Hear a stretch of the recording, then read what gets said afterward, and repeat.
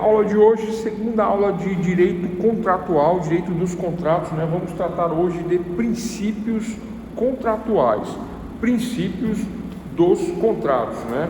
Forma de contratar baseada em princípios, né? Lembrando que o resumo de tudo que nós falamos ontem, né?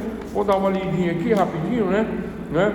Contrato é o acordo de duas ou mais vontades. Uma das características que nós trabalhamos ontem foi a bilateralidade.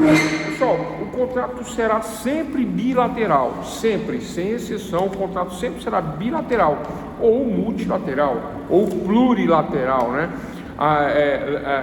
Não havendo contrato unilateral, mas como toda regra tem uma exceção, existe sim um tipo de contrato chamado unilateral, que é a exceção à regra, né? Mas não é a regra, é a exceção. Portanto, os contratos são bilaterais, plurilaterais ou multilaterais. Então, o contrato é o acordo de duas ou mais vontades, não é? Na conformidade da ordem jurídica. Por quê? O contrato, embora seja livre, né? Os particulares contratam livremente, os particulares têm a liberdade de decidir, né? De acordo com a sua vontade, a vontade das partes, né? É que decide como vai ser o contrato, é que decide o que vai ser colocado no contrato. Pacta sunt servanda, né? Ou seja, o contrato faz lei entre as partes, o contrato faz um pacto entre as partes. A pactuação contratual, né, vira lei de forma livre, de acordo com a vontade das partes envolvidas no negócio, né? O que há entre os seres? Qual é o interesse, né? Inter significa entre, esses, uma palavra grega que significa ser. Então, o que há entre os seres? A vontade. Qual é a vontade?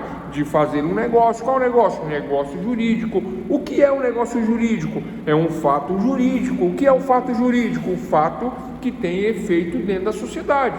Tudo isso é revisão da aula de ontem. Quem perdeu, né? Deixa eu ver aqui no chat quem perdeu a aula. Tem que buscar, né, por fora todos esses conceitos que eu falei. Principalmente, vou dar a dica, o que é fato jurídico, né? Que na verdade nem é matéria nossa. Fato jurídico é de Introdução ao Estudo de Direito 2 lá atrás, né? Atos e fatos. Fato jurídico é um fato que tem efeito, que tem relevância dentro da sociedade. O que é um fato não jurídico? O fato não jurídico não tem efeito dentro da sociedade, não tem valor dentro da sociedade.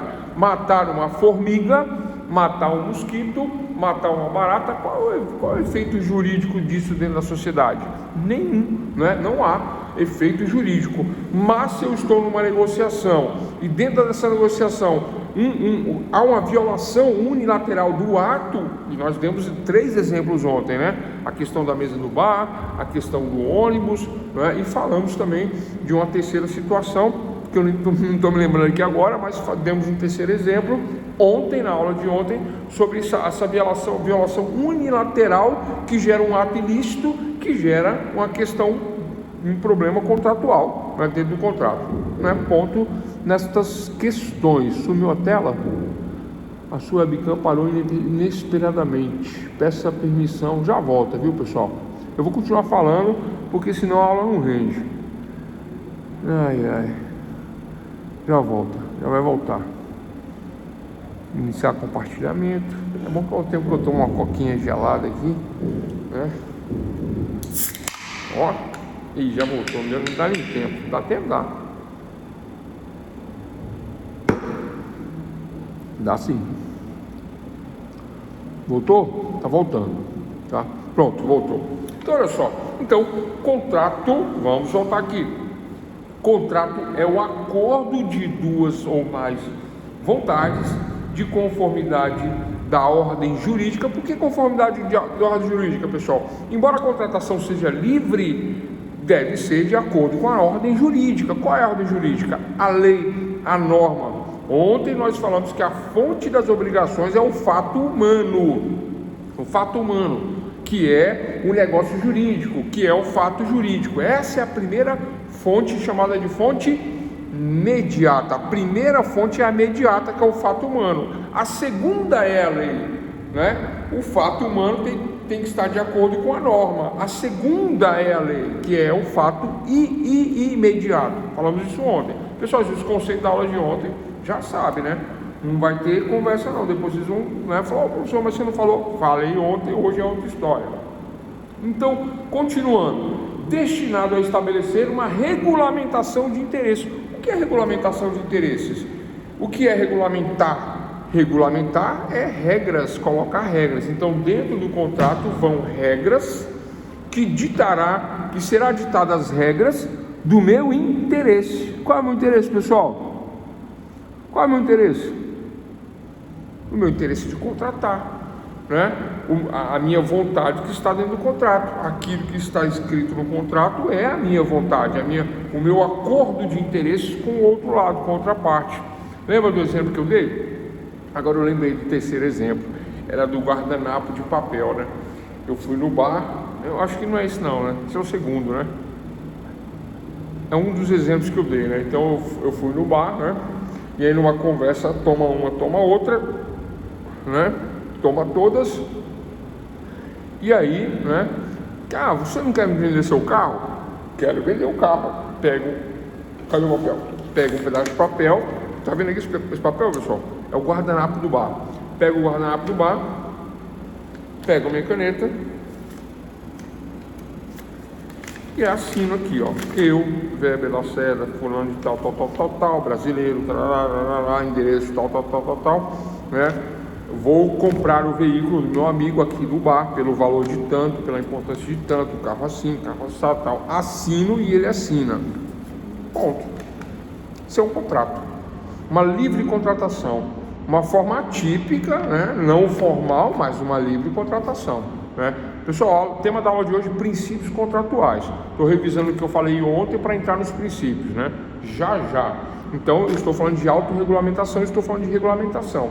Então, a autorregulamentação é isso. Eu faço um regulamento, eu faço um contrato, eu assino. Aí depois, no outro dia, né? Depois da ressaca, puxa, eu vendi meu carro, não era isso que eu queria, aí eu reclamo. Aí eu entro na justiça. Aí eu falo que estava bêbado, que o negócio não valeu.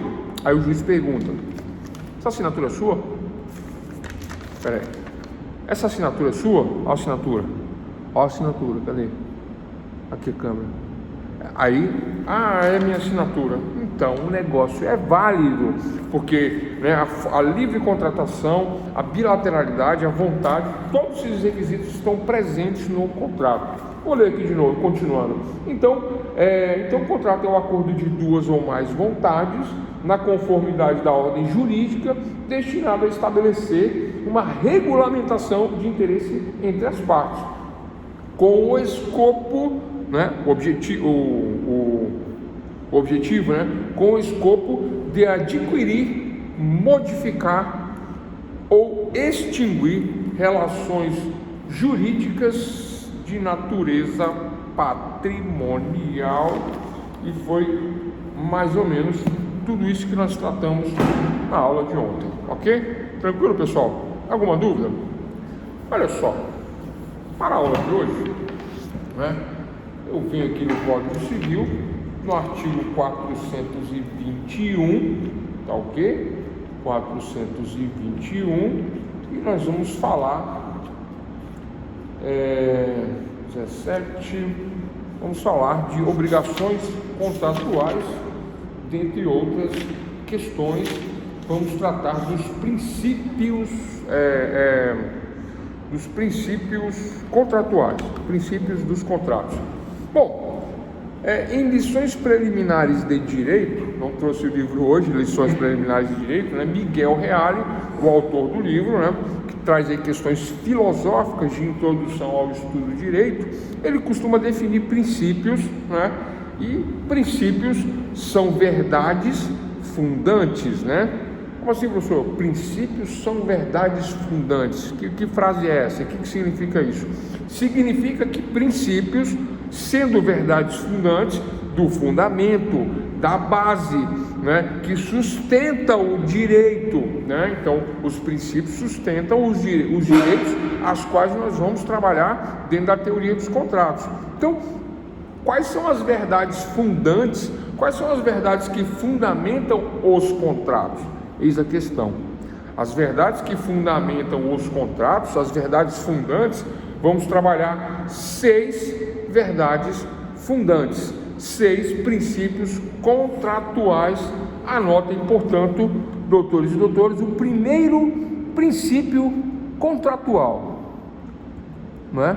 Anotaram o que é princípio na verdade, né? Princípios são verdades fundantes, né? De base, verdades sobre um fundamento, né? Princípios são destinados a obedecer uma autorregulamentação, com o objetivo de adquirir, extinguir, modificar direitos. Isso são princípios, né? Mas o primeiro princípio, né, que nós vamos trabalhar, anotem aí, é o princípio da autonomia da vontade privada. Vou repetir. Primeiro princípio, número 1, princípio da autonomia da vontade privada. Eu estou olhando para cá e para cá, pessoal, porque a câmera que grava está do lado de cá e a câmera da aula está do lado de cá, por isso, né?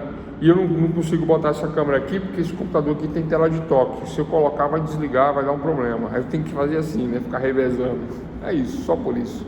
Não sei se vocês perceberam isso hoje, né? Então, esse princípio da autonomia da vontade, né? Trata-se de um ato negociável, cuja autorregulamentação do fato é a ideia de que deve prevalecer a vontade das partes, né? Olha só, o princípio da autonomia da vontade das partes, as partes têm autonomia para decidir, têm autonomia para autorregulamentar a questão, o interesse envolvido dentro do negócio. As partes, de forma livre e consciente, contratam e fazem as cláusulas contratuais de forma livre, desde que não seja ilícito de forma livre. Qualquer cláusula que eu fizer, né, ela terá como princípio a autonomia da vontade privada das partes, né?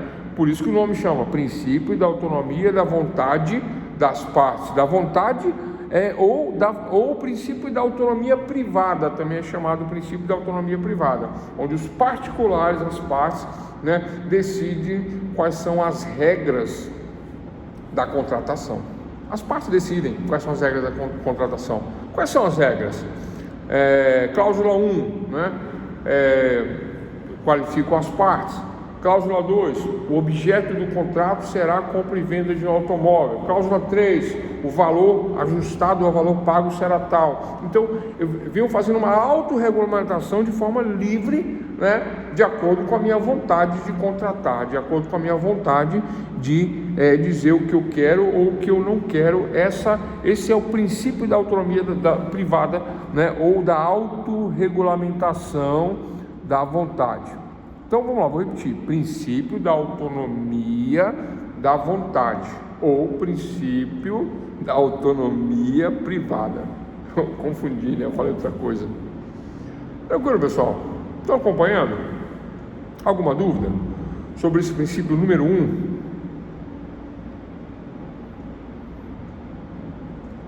Esse princípio ele está expresso no artigo 421. Vamos lá.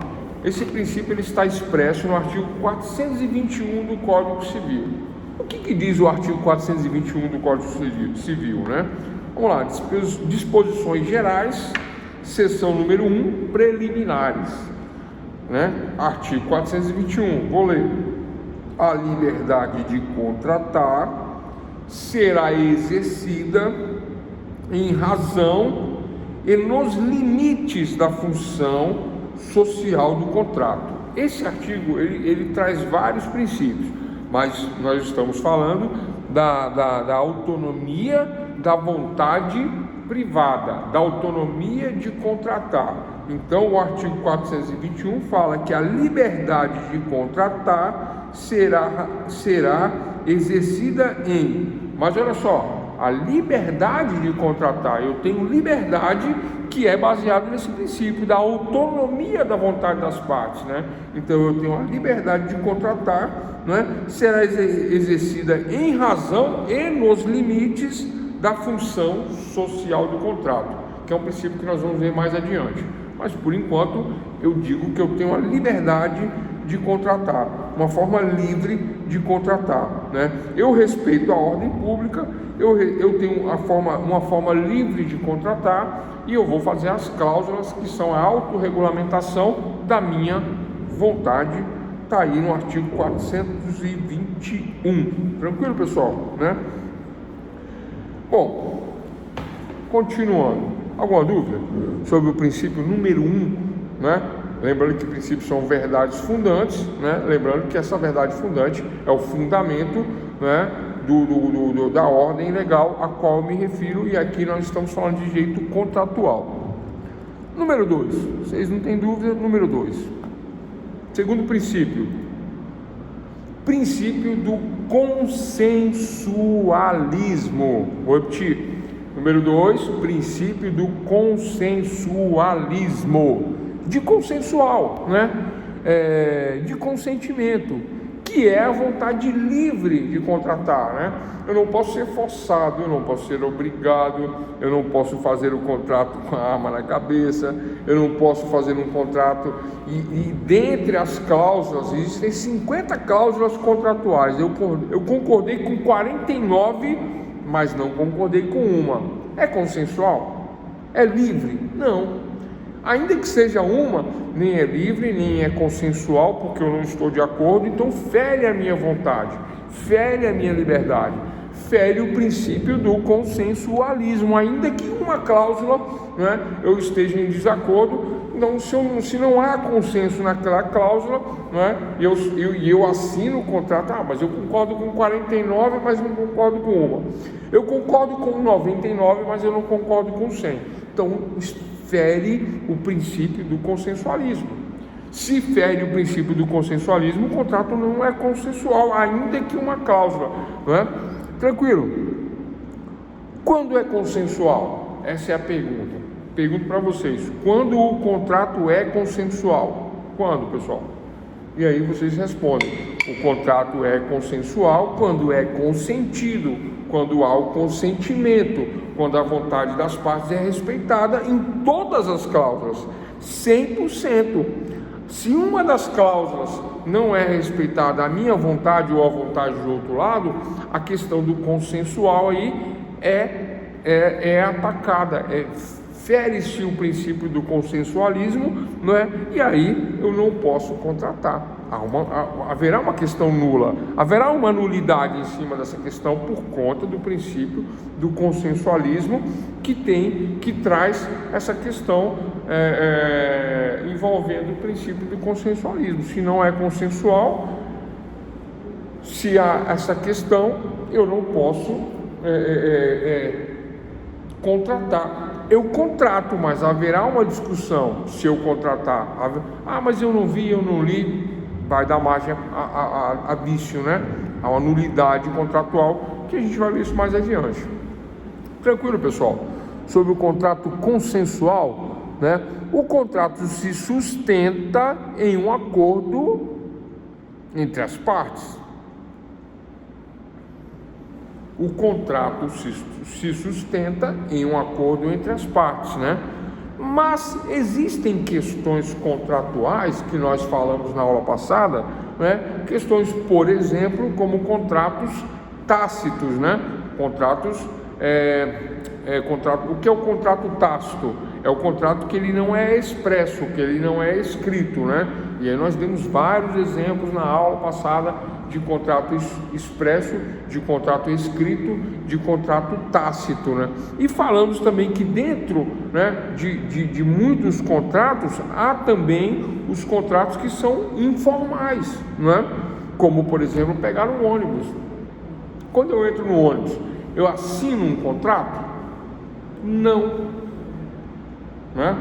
Mas, aí vem a pergunta, mas ao pegar o ônibus, existe um contrato?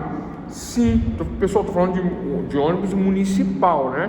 Aqui no DF, né, não tem município, mas vocês sabem que é o ônibus que circula aqui dentro das RAs, né, dentro das regiões administrativas. É o ônibus comum, né, que vai de Planaltina para rodoviária do Plano Piloto, da rodoviária do Plano Piloto para o Guará, do Guará para Taguatinga, Sobradinho. Então é essa circulação interna. Essa circulação interna, né, existe um contrato para esse tipo de serviço, sim ou não?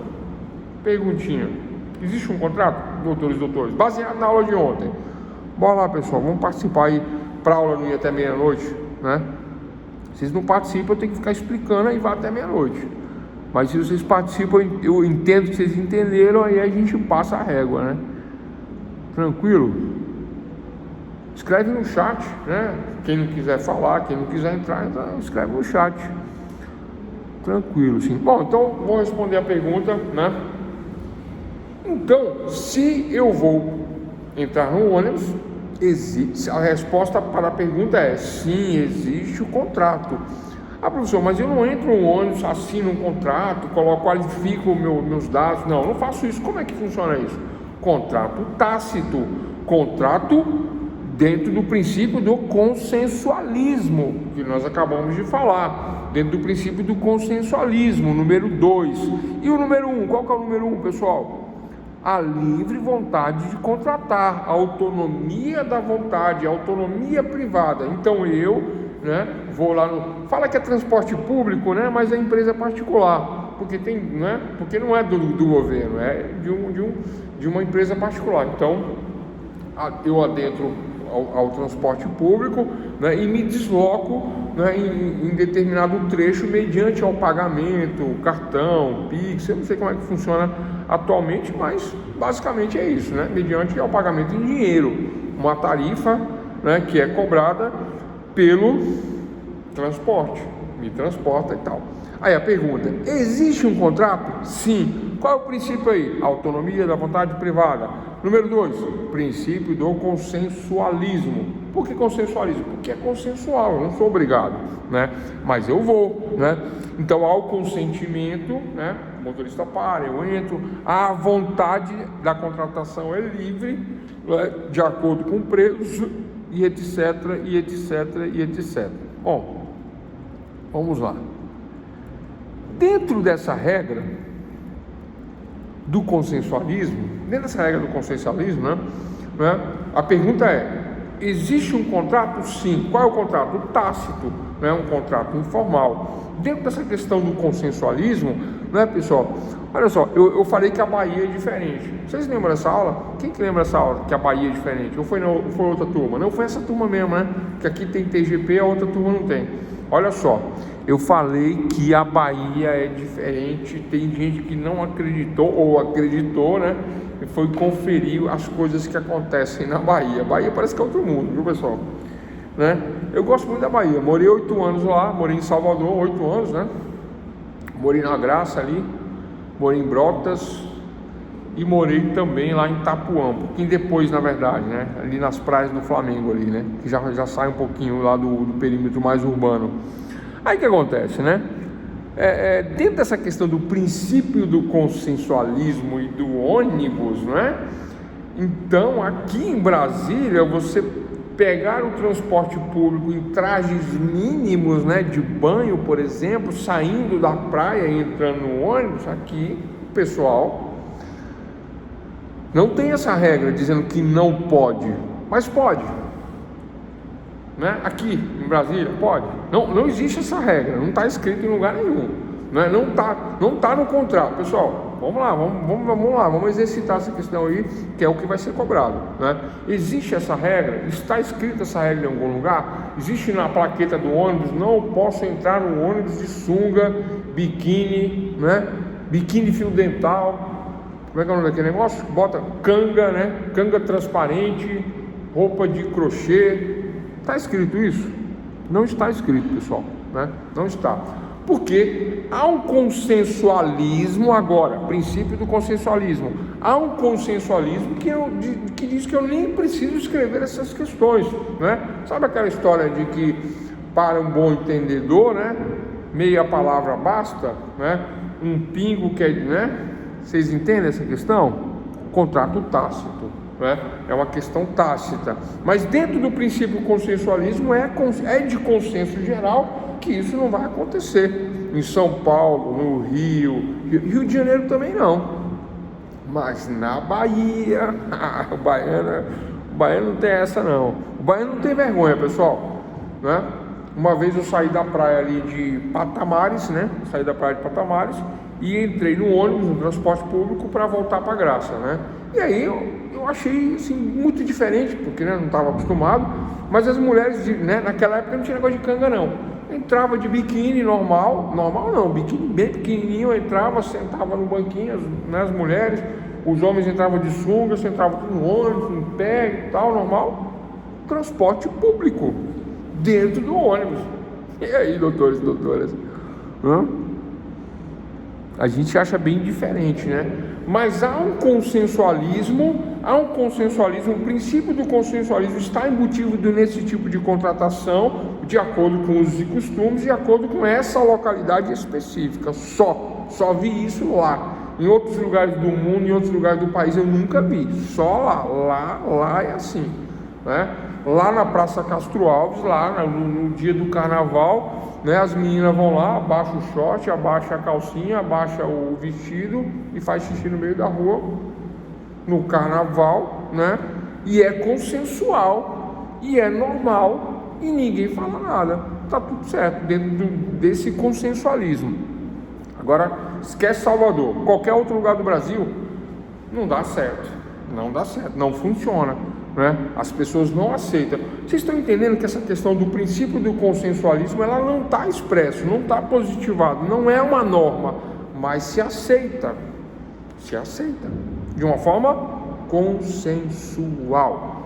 Esquece a praia, esquece Salvador, esquece tudo. Vamos mudar o exemplo. Eu entro no mercado. Estão acompanhando? Eu entro no mercado.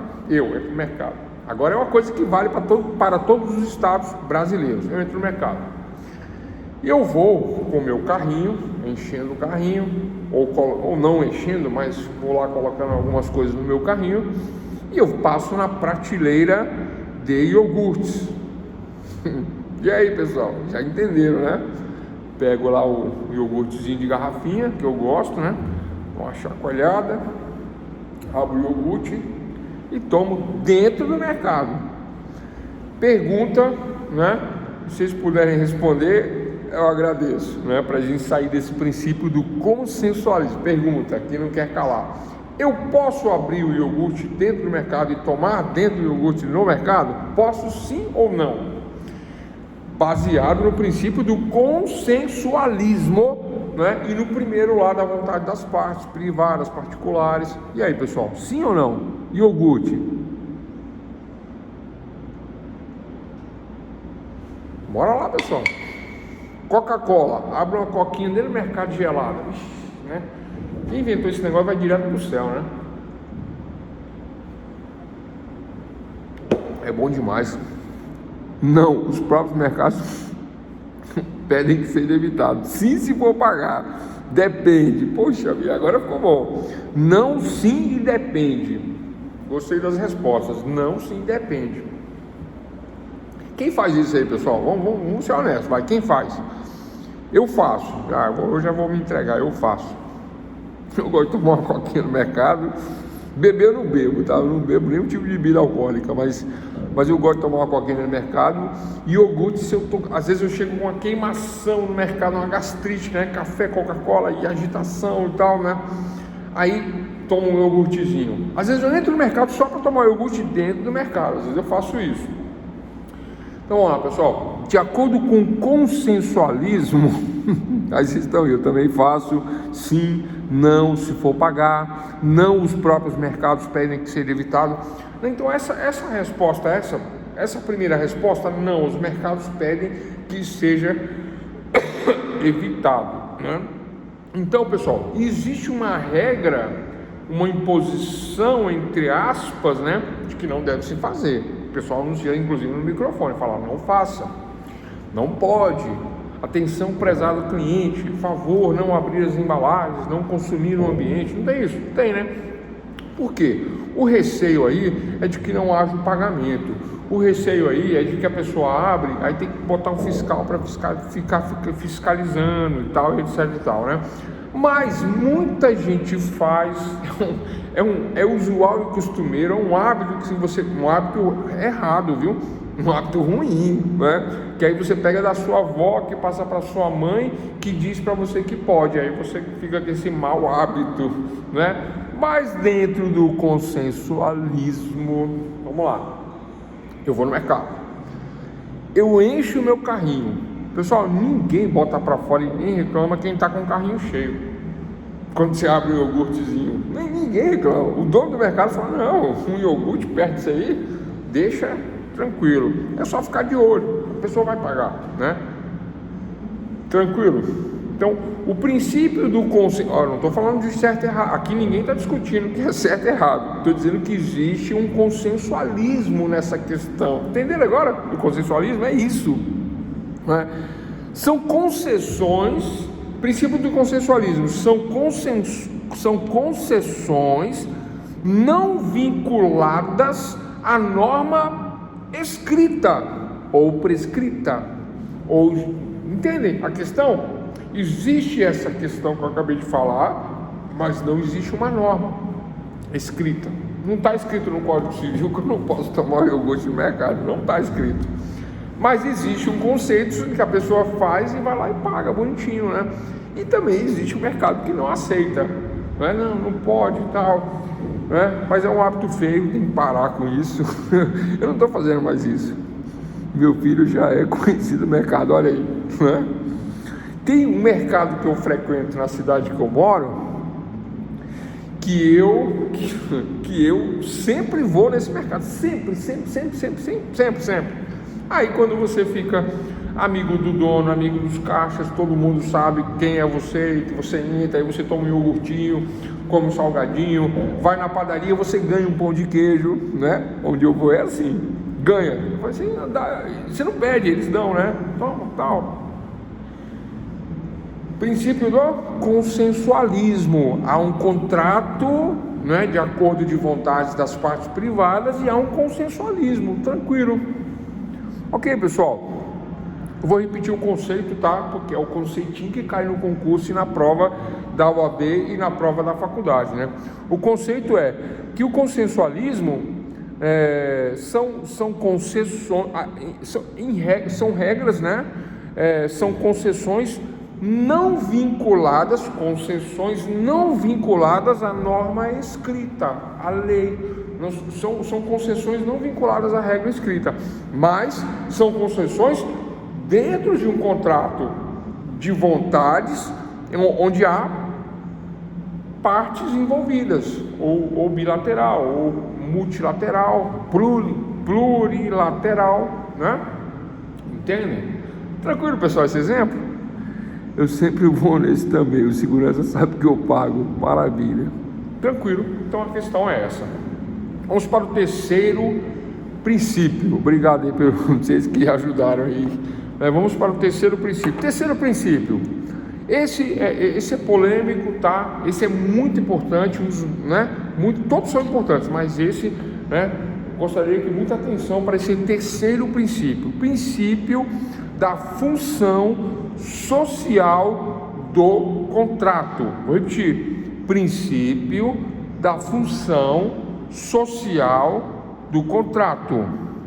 Todo contrato deve obedecer o artigo 421. Vou ler de novo. Aquele que eu li no início da aula, vou ler de novo, né? Artigo 421. Vou repetir. Princípio da função social do contrato. Está previsto no artigo 421 do Código Civil. 421 fala que, vamos lá, a liberdade de contratar será exercida em razão e nos limites da função social do contrato. E agora, hein, pessoal? O que é função social do contrato? Por que embora eu seja livre para contratar, né, essa contratação ela vai ser exercida em razão, né, E nos limites, eu não posso passar dos limites da função social do contrato. Eu não posso ultrapassar as questões da função social do contrato. Eu não posso deixar de ter no meu contrato a função social da contratação. Então, essa função social, ela é muito importante. Se não tiver o princípio da função social do contrato, o contrato poderá ser nulo, poderá ser declarado nulo. A função mais destacada do contrato, obviamente, que é a econômica. A função mais destacada é a função econômica, né? Isso é de propiciar a circulação da riqueza, a troca do patrimônio, extinção, modificação, né, do patrimônio. Então, isso está em todos os contratos, né? Mas essa liberdade de contratar em razão do limite da função social, essa liberdade, eu tenho liberdade, mas respeitando a função social, né? Então, o contrato, embora tenha fins econômicos, o contrato tem fins econômicos, mas tem que respeitar a função social do contrato. Eu tinha um exemplo muito bom, né? Tinha um exemplo muito bom, mas me fugiu a memória aqui, mas já nós vamos arrumar um exemplo bom, né? Mas eu vou falar de uma questão importante, né, que se discute muito atualmente, né? Quando eu falo de função social, por exemplo, da propriedade, né? Então, eu tenho uma propriedade, eu tenho uma casa, eu tenho um terreno, eu tenho uma chácara, um sítio, eu tenho uma fazenda, eu tenho terras, eu tenho um patrimônio imobiliário, seja ele qual for. Ponto nessa questão.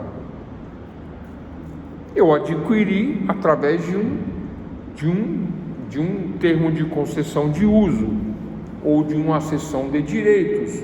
Aí vem a escrituração, está escriturado, escriturou no meu nome no cartório. Então eu tenho um imóvel escriturado. Estão acompanhando? Estão acompanhando a evolução do que eu estou dizendo, né? Então, meu imóvel é escriturado, né? Uma casa escriturada no meu nome. Escritura é contrato? Sim, escritura é contrato. Quais são os princípios aí? Consensualismo, né? E autonomia privada, né? De estar comprando o bem. Lembra que eu falei que os bens circulam, que o patrimônio transfere, extingue, modifica, passa de um para o outro? Então existe uma contratação aí, tranquilo, né? Então, princípio número 1, né? A autonomia da vontade das partes, a liberdade de contratar, né? Número 1. Princípio número 2, consensualismo. Eu comprei porque, né? Tranquilo, é consensual, não é obrigatório, né? Eu tenho liberdade para contratar, né? Quando é consensual, é consentido, tranquilo, né? Agora, a função social do contrato, previsto no artigo 421 do Código Civil. Qual é a função social do contrato? Não é? A função social me diz que o contrato, embora seja entre partes privadas, eu e o meu coleguinha, ou eu e outras pessoas, comprei de uma imobiliária, havia um corretor, havia um vendedor, havia outras pessoas envolvidas, veio de um inventário, sei lá, né? Plurilateral, eu e outras pessoas, mas um contrato dentro dos moldes comuns, contratado, formalizado, formal. Agora vou chegar na função social. Por enquanto, essa questão é entre eu e o comprador, e o vendedor, aliás. Eu, o comprador e o vendedor. Aí o compra é meu, pronto, fechou. Mas, dentro do princípio da função social do contrato, todo contrato deve obedecer a essa função social, sem desprezar o conteúdo econômico, a circulação de bens, circulação de mercadorias, modificação, extinção de direitos, né? Sem desprezar nada disso, mas a função social, aí eu vou no objeto, aí eu vou no escopo, aí eu vou no foco daquilo que eu estou contratando. Qual é o meu interesse? Interesses. O que está entre nós? Um imóvel. Esse é o meu objetivo, ter um imóvel. Eu não tenho um imóvel. O que eu faço com esse imóvel? Nada. Fica parado. Eu não moro, eu não alugo, cresce o mato, dá problema. Está entendendo? A função social, né, é aquela que diz que o contrato deve atender toda a sociedade.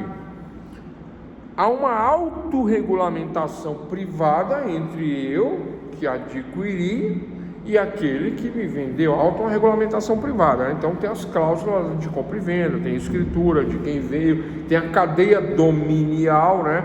Primeiro foi fulano, ciclano, beltrano, até chegar em mim. Tem essa cadeia. Estão acompanhando? Autorregulamentação privada, está lá no primeiro, né? Consensualismo, está no segundo. Agora, na função social, né, o objeto, o escopo objetivo tem que atender toda a sociedade, né?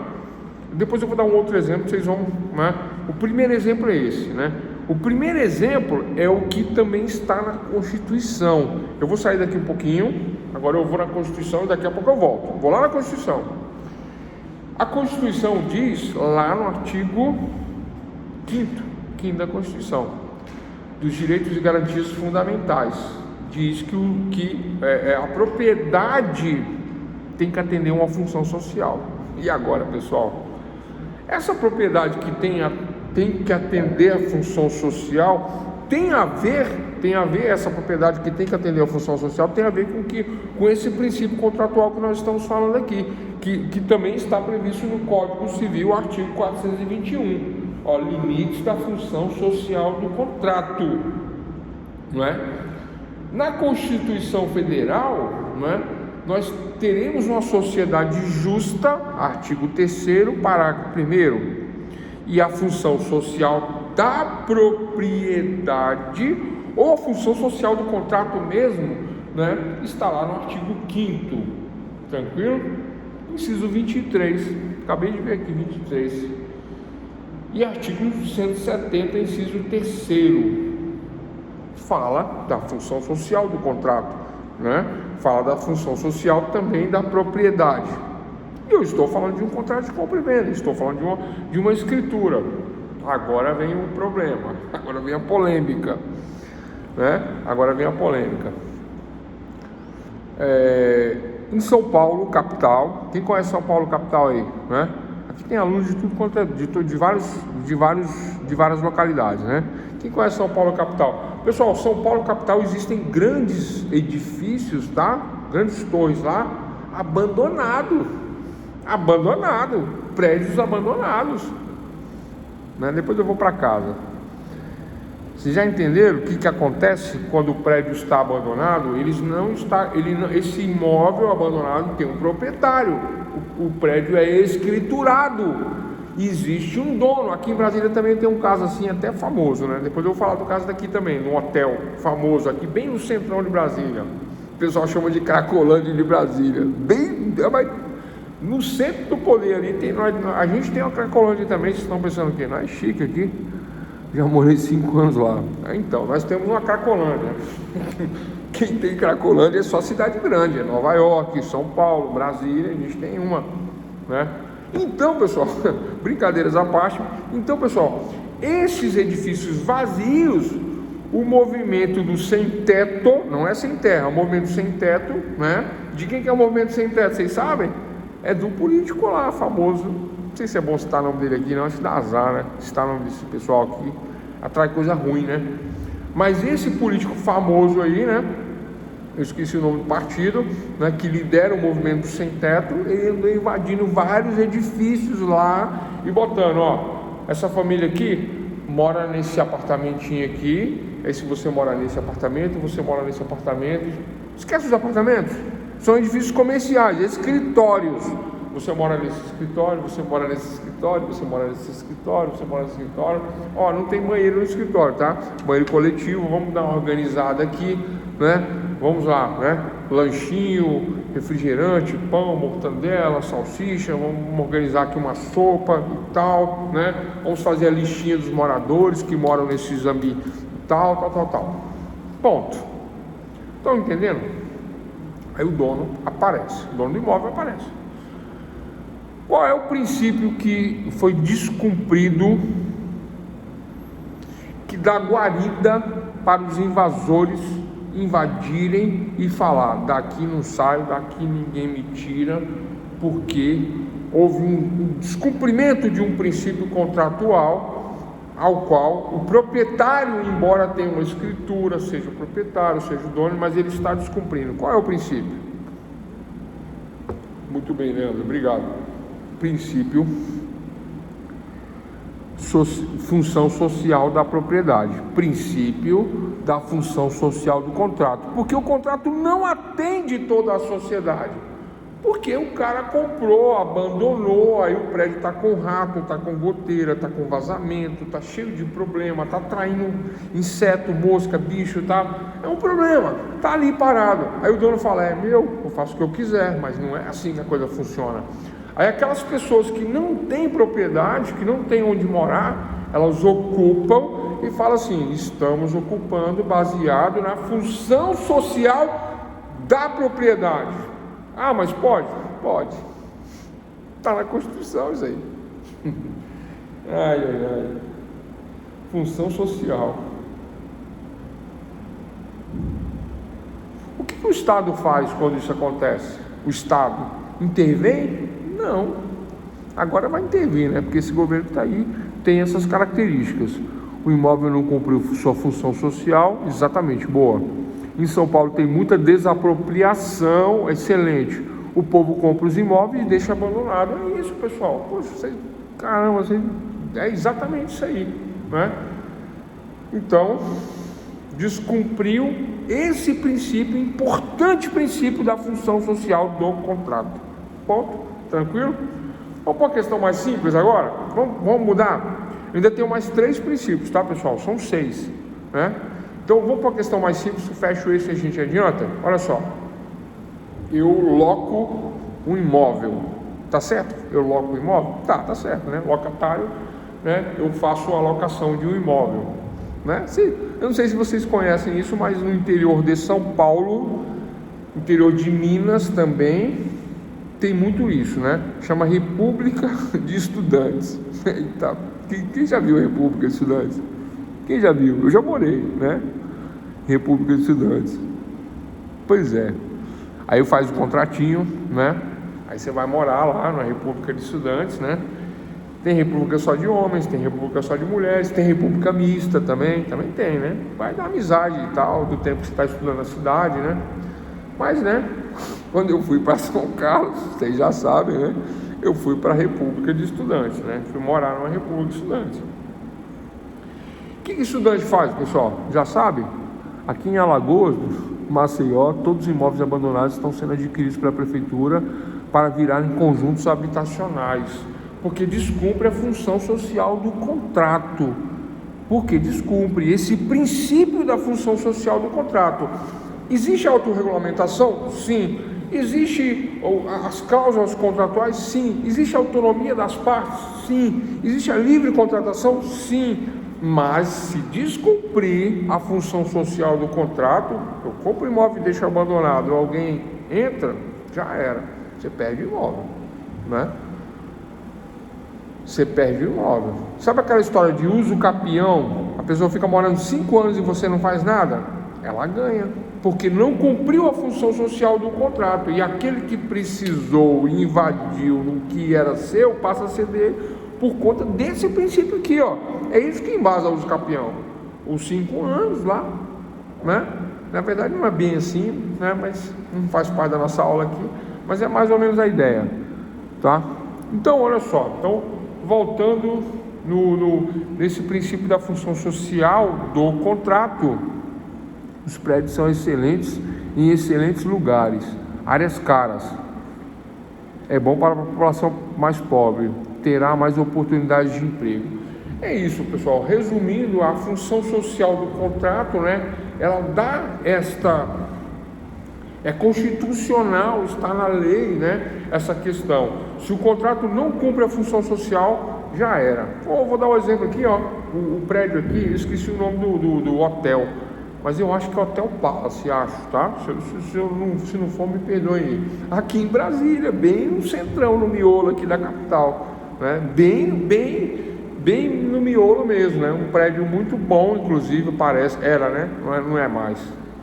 Mas aí o que acontece? Os proprietários, né, que construíram, que tocavam o imóvel, o negócio de hotelaria, eles faleceram, ficou para os herdeiros.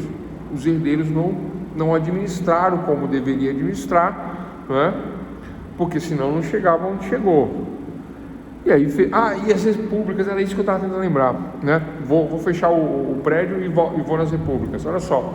Então, fechando a questão do prédio, então não cumpriu a função social, houve invasão, o pessoal passou a usar droga dentro do prédio lá, né? E etc e tal. Então, né? Tá para ser desapropriado pelo governo do Distrito Federal, porque gerou um problema, saiu na televisão, etc e tal. Bom, descumprimento da função social do contrato, deste terceiro princípio que nós estamos falando. E as repúblicas?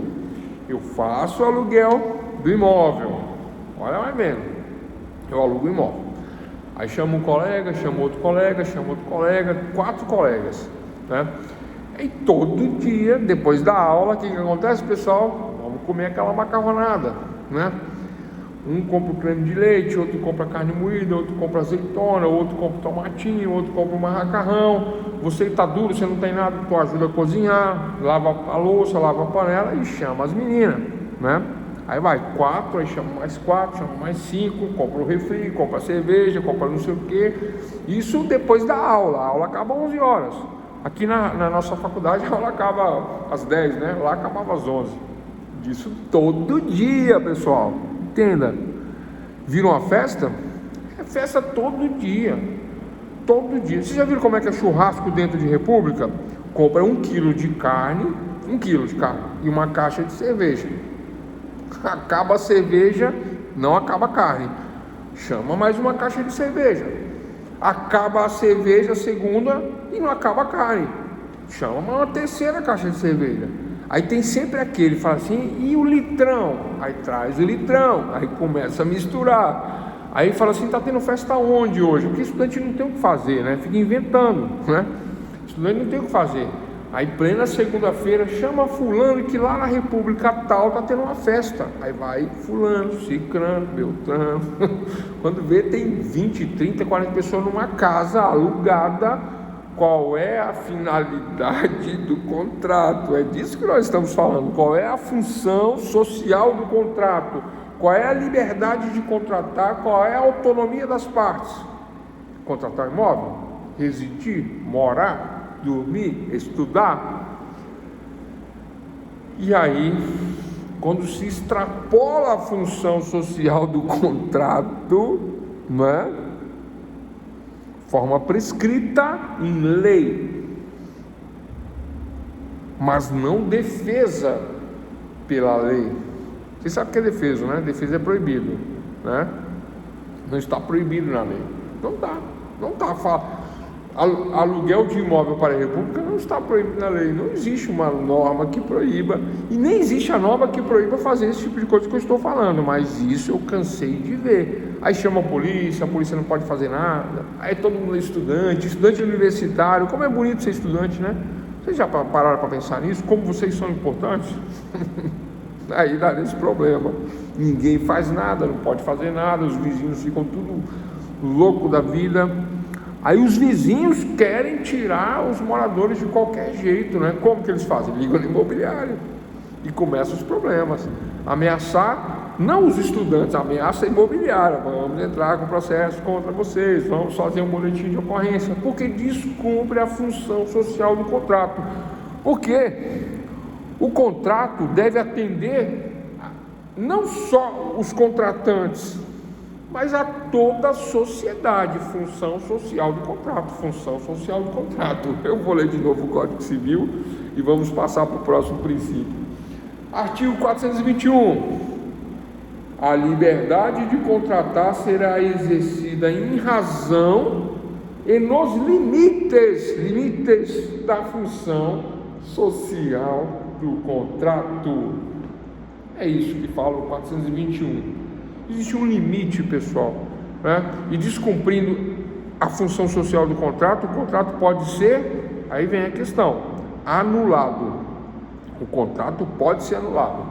E se houver danos, pode até haver perdas e danos em cima dessa situação. Tranquilo? Então esse é o terceiro princípio, né? Princípio da função social do contrato, tá? Se desatender a sociedade, já era. E a república? República é um desvio de função social, né? República é problema em cima de problema. Quem já viu sabe, quem morou sabe, né? Eu levei um violão para a república uma vez, né? E aí não tinha ninguém. Sentei na sala e blum, blum, blum, blum. Aí veio um menino: "Oh, você toca?" Eu falei: não, mas toca a música aí. Aí veio um outro, tocou uma música. Só que o cara era cantor de barzinho, eu não sabia, né? E começou a cantar umas músicas bonitas, uma em cima da outra. Então eu fiquei até com vergonha. Eu falei: pô, que legal, né? Aí chegou um, chegou dois, chegou três. Aí começou, né? Vamos fazer um churrasco? Bora, né? Aí eu falei assim: vamos, mas depois a gente compra carne, vamos tomar uma cerveja. Churrasco sem carne, e aparecia uma caixa de cerveja de 2, de 3, 4. E na minha época não era negócio de latinha não, viu, pessoal? Era cerveja de garrafa, na época, né? E aí vai até 4, 5 da manhã, desse jeito. E rapidinho, né, a gente recebe a cartinha da imobiliária pedindo pra gente sair. E foi assim que eu me formei. Vamos lá. Princípio número 4. Princípio da boa-fé objetiva. Número 4, princípio da boa-fé objetiva. O que diz o princípio da boa-fé objetiva? Aí eu vou no artigo 422 do Código Civil, né? Eu vou no artigo 422 do Código Civil, e leio: os contratantes são obrigados a guardar, assim na conclusão do contrato, como em sua execução, os princípios de probidade e boa-fé. O que é probidade e boa-fé? Probidade e honestidade, né? E o que é a boa-fé? Tem a ver com a honestidade, né?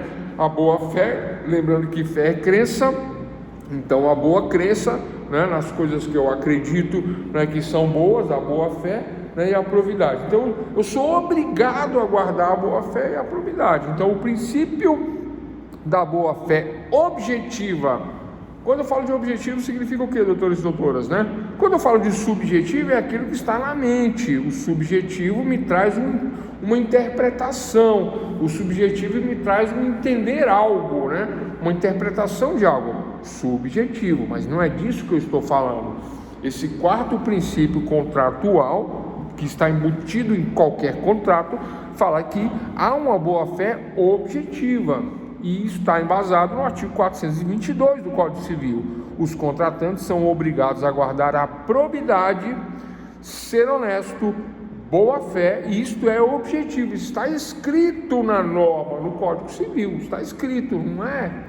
Acho que eu tenho que ser honesto. Não, eu sou obrigado a ser honesto. Objetivamente, eu sou obrigado a ser honesto, baseado na lei. Não é o achar, é o ter certeza, de acordo com o texto legal. Qual é o texto legal? Artigo 422.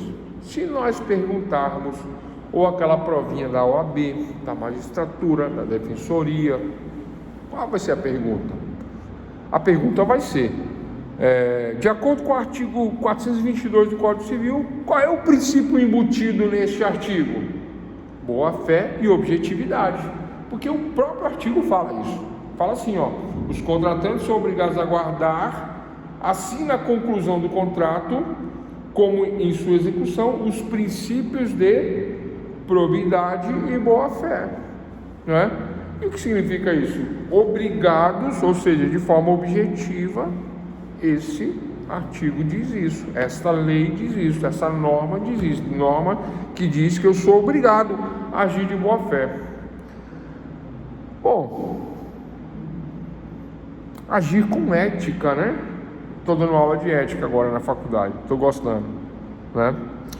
Ética, moral e usos e costumes. A ética é uma norma de conduta, né? É uma regra de conduta. Eu devo ser ético ou, quem sabe, talvez, não importa. Não, obrigatoriamente eu devo ser ético, por uma questão de boa-fé, baseado numa moral que vem de costumes, né? E principalmente em algumas profissões existe um código de ética, como na profissão de advogado, né? Aí eu não posso me dar né? Eu não posso dizer que eu cumpro a ética se eu quiser, né, embora tenha um código. Pessoal, o código é um sistema normativo, um sistema legal, portanto existe uma lei. Se existe uma lei, eu tenho que cumprir a lei. Então, se existe um código e existe um sistema normativo, ética é regra de conduta. Qual é a regra? Essa. Como que eu tenho que agir? De acordo com a regra. Qual é a regra? Ética. Então, ética é regra de conduta. Então, eu tenho que ser ético. Bom, então o princípio da boa-fé objetiva significa dizer que objetivamente, de acordo com a lei, eu tenho que ser ético, de boa-fé, de bons princípios, né? Não posso mentir no contrato, não posso vender um bem. Vamos dar os exemplos, né? Os exemplos que ajudam, né? Eu pego um carro usado, né? Que o pessoal chama de seminovo, né? Pego um carro seminovo ou usado, né? Mas um carro bom, um carro bonito, perfeito, né? Tudo certinho e tal. Mas existe um defeito oculto. Como é que é o nome disso? Quando existe um defeito oculto, né? No direito, qual é o nome? Qual é a terminologia que eu utilizo dentro do direito? Quem lembra? Bora lá, pessoal. Vamos exercitar aí o nosso arcabouço jurídico, né? Não aquele arcabouço mentiroso, arcabouço. Vamos exercitar.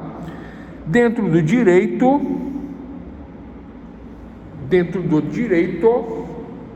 a terminologia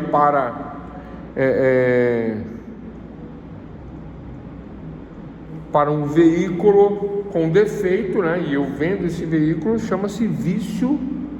Defeito oculto? Deixa eu pensar. Puxa, eu falei, né? Não era para falar, mas obrigado. O Márcio respondeu. É vício, né? É vício, né? Vício oculto, né? É o vício. Lembrando que a palavra vício significa defeito. Então eu vendo o veículo. Olha só, pessoal, se eu não sei que o veículo tem um defeito, né? Tá rajando o motor ali, tem um problema, mas eu não sei e vendo, eu estou agindo de acordo com o princípio da boa-fé objetiva. Tá tudo tranquilo. Eu estou agindo de acordo com a boa-fé. Eu não estou agindo de forma ilegal, não vai causar nulidade no meu contrato. Aí futuramente, né, aquele vício oculto, né, ele aparece, e a partir do momento que aparece, a pessoa tem 3 meses para reclamar, a partir do momento que acontece, né, o tal do vício, né, vício oculto, né, e haverá aí o ressarcimento, haverá aí a questão, né, a ser resolvida. Mas eu não sabia, eu agi de boa fé. Se eu provo a minha boa fé, tranquilo, mandei revisar, tinha um laudo, estava ok, né? Mas o vício era oculto, né? Então, o princípio da boa-fé objetiva, né, traz essa questão, né? Agora, se eu sabia do vício, passei o carro para frente, eu estou agindo de má fé, né? Eu estou agindo de forma indevida, né? Agindo de acordo com a boa-fé objetiva, que está esculpida no artigo 422 do Código Civil, 422 do Código Civil. Vou ler. Os contratantes são obrigados, né? E vou lá para o final. Princípios de probidade, probo, honesto, né? E boa-fé. Sou obrigado a probidade e boa-fé. Sou obrigado, pessoal, a ser probo, honesto, agir de boa-fé, probidade e boa-fé, né? Então, este vício oculto, né, ele pode causar a nulidade do contrato, principalmente se eu agir de boa-fé, né? De quem que vocês lembram disso aí? Tem muito, né? Na televisão lá, com um Celso Russomano, né? É corajoso ele, hein? Né? Acho que ele não apanha porque tem muita segurança em volta, eu acho, né? Mas o pessoal fica bravo com ele. E ele tá certo, ele não tá errado, né? Tem gente que não gosta, diz que ele é arrogante, que ele chega lá, chega duro, né? Mas, pessoal, sed lex, dura lex. É dura, mas é a lei, né? E o programa tem essa questão, né? De ir lá lutar, né? Entende? Celso Russomano. Eu vi o Celso Russomano no vídeo enfrentando uma pessoa esses dias, né? E ele foi pra cima, um cara grandão, fortão, né? Aí todo mundo falando que ele tinha dado uma recuada, mas não, ele empurrou o cara. Eu falei, bicho, vai apanhar aí, né? Mas não aconteceu nada, né? Não tá certo, né? não está certo, porque pode, essa provocação, né? Porque da onde eu vim, né, tem um ditado que diz que porrada dada ninguém tira. Aí se o Celso Russomano toma um soco e vai parar na delegacia e tal, o que vai dar pro cara que deu o soco? Nada. Lesão corporal leve, vai pro fórum, toma uma advertência, paga uma multa. Aí o cara fala que é pobre, que não tem nada na vida, vai pagar 100 conto de multa, mas o dente que ele arrancar do céu, se a porrada, como diz, né? Porrada dada ninguém tira. Então é melhor evitar essas coisas. É o que eu acho, né? E sou contra também, né? Sou contra agressão. Vamos lá, pessoal. Então fechamos aí esse quarto princípio. Quinto princípio tem a ver com o quarto, só falta 2 para a gente encerrar. Vamos lá, quinto princípio? Princípio da boa fé objetiva, agora dos contratos. Olha só, o primeiro é só o princípio da boa fé objetiva, probidade, né? Honestidade. Agora, princípio da boa fé objetiva dos contratos. Eu acrescento esse termo no final. O princípio da boa fé objetiva agora é dos contratos. O primeiro, pessoal, está na lei. O que eu falei agora anteriormente está na lei. A lei é que fala no artigo 422. Esse segundo não está na lei. Esse segundo agora está escrito no contrato. Pegaram a diferença? O primeiro princípio fala da lei. A lei obriga eu a ser honesto e agir de boa fé. O primeiro princípio.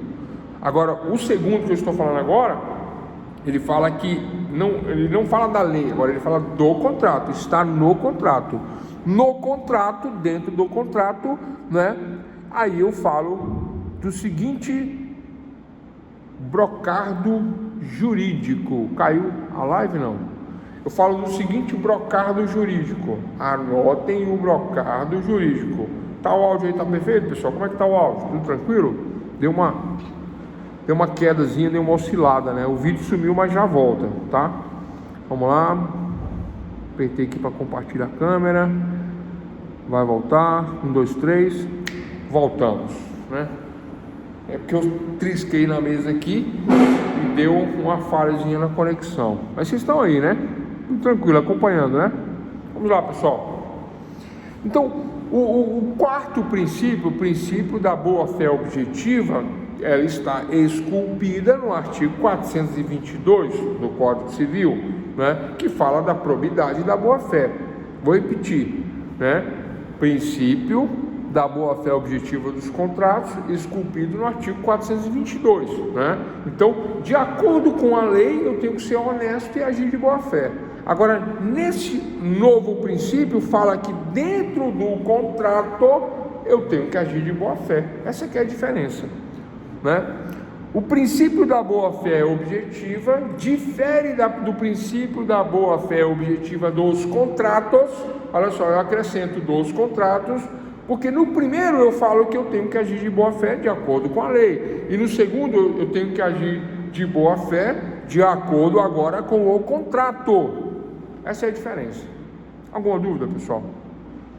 Se tiver, eu repito tudo de novo. Como é que está o áudio?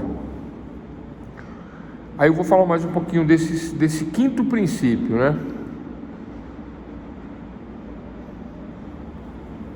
Vocês estão acompanhando? Doutores e doutoras estão conseguindo acompanhar? Porque caiu aí a live umas 3 vezes, foi e voltou, caiu o vídeo, caiu o áudio, mas eu acho que voltou, né?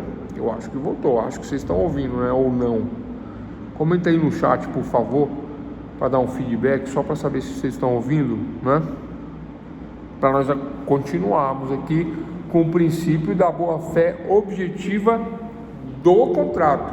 Dentro do contrato, eu digo pacta sunt servanda. Eu digo que a força obrigatória do contrato, né? A força do acordo, ela está baseada em quê? Nas partes. As partes contratam, as partes são livres para contratar, as partes contratam de forma livre, espontânea. O acordo faz lei entre as partes. Esse é o quinto princípio, pacta sunt servanda. né, o princípio da boa-fé objetiva, só que agora dentro do contrato. Dentro do contrato, as cláusulas, a autorregulamentação também tem que ser de boa-fé. No princípio anterior, eu digo que a objetividade vem da lei, a lei me obriga a ter boa-fé. E agora, nesse princípio, eu digo que o contrato também me obriga a agir de boa-fé. Essa é a diferença do quarto para o quinto princípio. Estão acompanhando, pessoal? Como é que está aí? Vamos olhar a boca, né? E olha só, tá caindo, né? Cai, corta. O áudio eu tô vendo que tá indo, mas o vídeo tá travando, né? Vai voltar. Aí eu falo assim, com fé em Deus vai voltar, mas quando chega esse horário, mas nem Deus ajuda. Tranquilo, tá indo, né? Então, pessoal, eu falei do quarto e do quinto princípio. O quarto princípio, o princípio da boa-fé objetiva, né?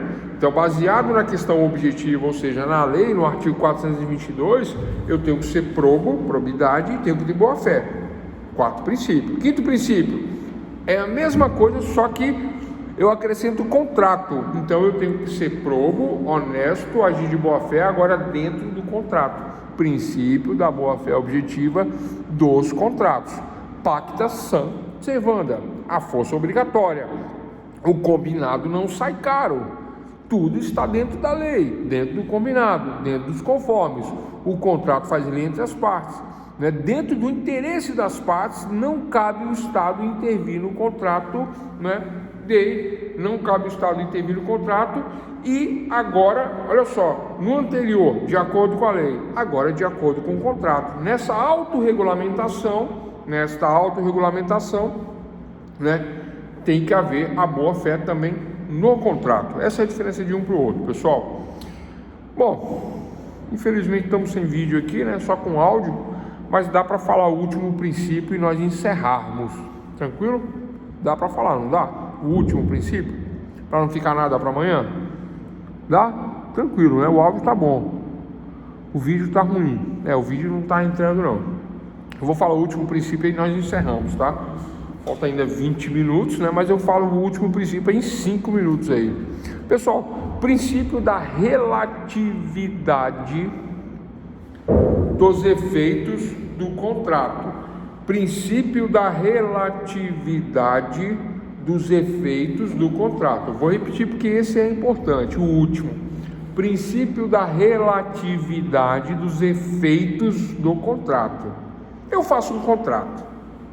Eu contrato com, né, uma empresa, dessas empresas que tem aí, né, que transporta a mercadoria da China, dos Estados Unidos, de tudo quanto é lugar do mundo. Agora está assim, né? Agora está fácil assim, né? Fazer esse tipo de compra. E eu faço um contrato. Então eu, letra A, contrato com letra B, né? E a previsão para chegar à mercadoria é de 7 dias. 7 dias. Estão anotando? Estão acompanhando? 7 dias. Eu compro uma mercadoria, eu, letra A, e letra B me promete entregar a mercadoria em 7 dias. Estão acompanhando o exemplo? Eu A compro de B e a previsão é de 7 dias. Então, quem vai entregar a mercadoria em 7 dias? É letra B? Não, é letra C. É a transportadora que vai transportar a mercadoria, né, de B para A, ou seja, da empresa que eu comprei para mim. A transportadora vai fazer o transporte. Eles prometem a empresa em 7 dias, contratualmente. Princípio da relatividade dos efeitos do contrato diz que a relatividade tem efeito interno e externo. Qual é o efeito interno? Entre eu e a empresa, 7 dias. Qual é o efeito externo? Se externamente, no ambiente externo, por exemplo, a pandemia que atrasou tudo, que modificou tudo, né? Ou há um temporal, há uma tempestade, o caminhão fura o pneu no meio da rota, né? Atrasa a entrega. Vocês estão entendendo? Esse é o princípio da relatividade dos efeitos no contrato. embora o contrato dizia que entre A e B, entre eu e a empresa, a mercadoria seria entregue em 7 dias, né? Há um fator externo, uma intempérie da natureza, por exemplo, né? Um agente externo, qualquer coisa externa que pode tornar esse efeito do contrato relativo. É isso. É o princípio da relatividade contratual. Anotaram? Anotaram essa questão, doutores? Princípio da relatividade dos efeitos do contrato. É válido, mas haverá uma relativização decorrente do contrato. Bom, infelizmente o vídeo não está acompanhando, né, a nossa live aqui, né? O áudio tá bom, mas o vídeo ele vai, ele volta, ele cai, né? Não tá acompanhando não, né? Parece que vai entrar agora, né? O som tá ok, né? O som também tá bom. Parece que o vídeo vai entrar. Vamos ver aqui se entra, né? Só para nós nos despedirmos, né? E a aula de hoje, né? Segunda aula de contratos, né? Direito contratual, né? Pessoal, direito contratual é uma matéria que, se souber trabalhar, é uma matéria bacana, é uma matéria interessante e é super importante, né, na formação de vocês, né? Direito contratual, tá? Ontem nós falamos da teoria geral de contratos, tem conceitos muito importantes em relação à questão de vontade, lateralidade, bilateralidade, forma de contratar, forma tácita, forma expressa, né? A questão legal, a fundamentação, falamos na aula de ontem, tá? E na aula de hoje, 6 princípios contratuais, né? Eu ia falar de uma questão de nulidade, ia falar também de uma questão de contrato unilateral, mas não vai dar tempo porque fechamos aí o horário e porque também o vídeo não está saindo e a coisa não está indo, né? Está travando aqui. Hoje deu pau no computador, aí troquei outro e tá nessa questão aí. Então fechamos com 6 princípios contratuais. Este último princípio contratual fala do princípio da relatividade dos efeitos do contrato, né? Ele será relativo, o efeito do contrato, ele será relativo e tão somente será relativo e só será relativo o efeito do contrato se houver uma causa externa que modifique a autorregulamentação entre as partes, né? Então há duas partes ou há várias partes envolvidas e existe um regramento a ser cumprido, existe uma autorregulamentação a ser cumprida, mas por um fator externo torna essa questão relativa. O efeito do contrato, o cumprimento que está previsto ali, que deveria ser exatamente daquele jeito, sem falhar, mas na hora de cumprir, na hora de executar, por uma questão externa, relativiza aquela cláusula que iria ser entregue em 7 dias, entregou em 10, porque houve uma tempestade lá no país da onde vinha a mercadoria e aí o avião teve que desviar da rota, atrasou 3 dias. Pessoal, aí não tem jeito, né? É válido, né? É válido. E há uma relativização decorrente dessa questão externa, dessa intempérie natural, né? Que aí não é provocado, não é nulo, está de acordo com a boa-fé, né? A boa-fé é objetiva, né? E a boa-fé é contratual, não houve ali uma malícia, né? Não, houve um fator externo, né? Fechando o princípio da relatividade dos efeitos do contrato. Esse princípio da relatividade, ele relativiza, né, os efeitos do contrato em relação a isto, né? Em relação a, por exemplo, um atraso, em relação a, por exemplo, chuva, relâmpago, tempestade, né? E etc. Nesta forma de intervenção externa. Tranquilo, pessoal? Então tá aí. Aula 1, teoria geral do contrato, conceitos de contrato. Número 2, princípios gerais do contrato. Falamos de 6 princípios, né? Vou deixar a nulidade para amanhã. Pessoal, amanhã, nulidade, tá? E não percam 14 classificações de contrato amanhã. 14 classificações, né? Eu vou ter que dar as 14 amanhã, não tem jeito, né? Vou tentar fazer no horário, porque, né, são 14. A gente pode dar os conceitos de forma mais curta, né? Mas eu tenho que dar o conceito, tenho que dar o exemplo para que haja compreensão, né? A questão didática, mas são 14 contratos. Tem que classificar os 14, para depois, na quarta aula, eu já iniciar, por exemplo, dentro da lei, né? Por exemplo, contrato de compra e venda, que é o mais complexo, né? Que aí eu tenho uma aula só para isso, tá joia? Forte abraço a todos e vamos ficando por aqui, né? Lembrando, já sabe, né? Não vou nem falar, né?